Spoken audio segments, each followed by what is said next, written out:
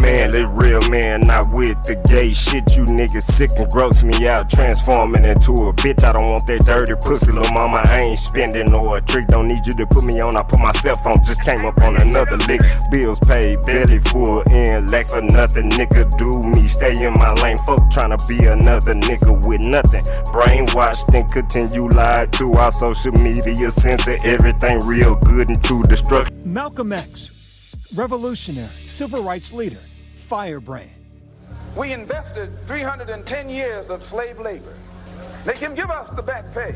His assassination inside Harlem's Audubon Ballroom in 1965 was a wound to the heart of Black America. Of the 3 men found guilty of his murder, 2 were wrongfully convicted. 2 people were not inside of the ballroom the day that Malcolm was shot. Their case finally reopened, correcting a miscarriage of justice. We are moving today to vacate the convictions of Muhammad Aziz and Khalil Islam for the assassination of Malcolm X. Nobody was listening. But the world is listening now. Oh, yeah.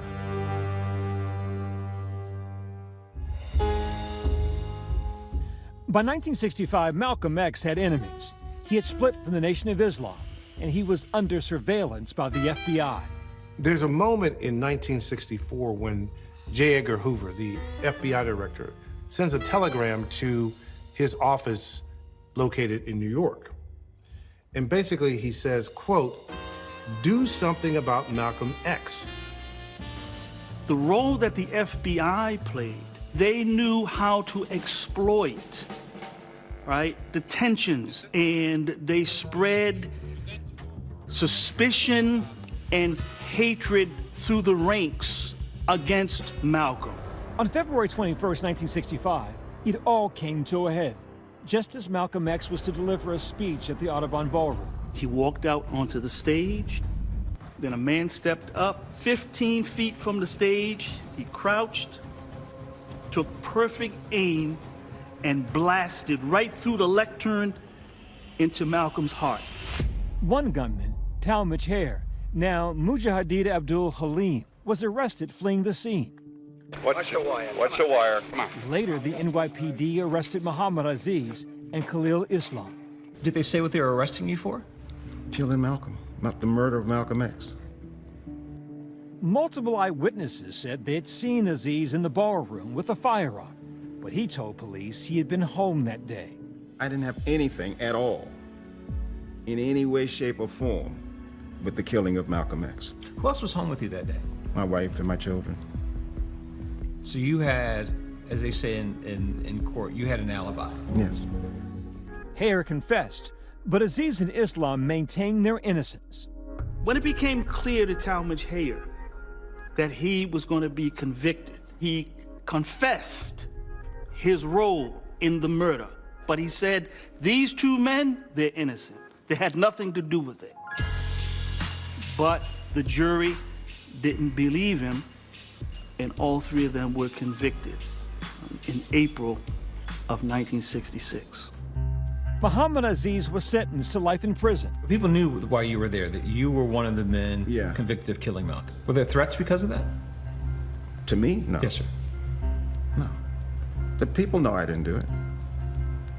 Nobody ever thought I did it, just white people. Our people never thought I did it.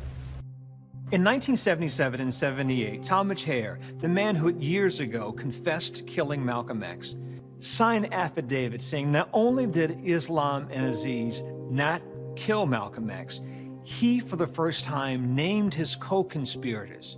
And based on those signed affidavits from Talmadge Hare, Aziz and Islam appealed their convictions. But those appeals were denied. Aziz was eventually paroled in 1985 after spending 20 years in prison, but his innocence was still in question. Until 2020, when lawyers for Aziz convinced then Manhattan District Attorney Cyrus Vance to reopen the case. Vance sat down with my colleague, Pierre Thomas. What was it about what was presented to you that made you think, maybe we should look at this? Clearly, the Malcolm X case was, and his assassination was hugely important historically. The amount of information here is like nothing we've ever seen in a wrongful conviction case. The joint team found evidence that the FBI had withheld documents that could have exonerated Aziz and Islam. It appeared to have been withheld intentionally. Was it coming from the top? Clearly, J. Edgar Hoover had, in the FBI records, had apparently issued orders that information was not to be shared with the NYPD. Why that was being done? Presumably for no good reason. Aziz's conviction had relied on eyewitness testimony, now discredited. Now we know we had no evidence about what kind of identification procedures actually had happened. Were they done at the standards that we would require today? It's a complete empty notebook on how the identifications were made. Finally, 55 years after Aziz's conviction, exonerated, with his family by his side. Khalil Islam posthumously exonerated as well. We are moving today to vacate the convictions of Muhammad Aziz and Khalil Islam for the assassination of Malcom X. The joint motion is hereby granted.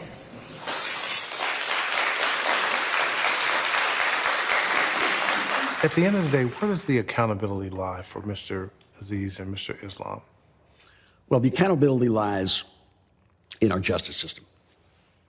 I think, period, full stop, whether you call it the police or the FBI or the prosecutors. Muhammad Aziz and the estate of Khalil Islam are filing several multi-million-dollar lawsuits.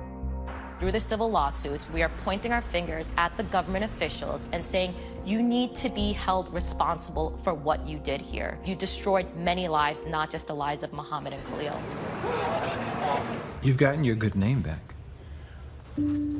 Well, I never lost it. Other people did what they did with it, but I never lost my name. If the book tells you a good name is better than fine gold. So,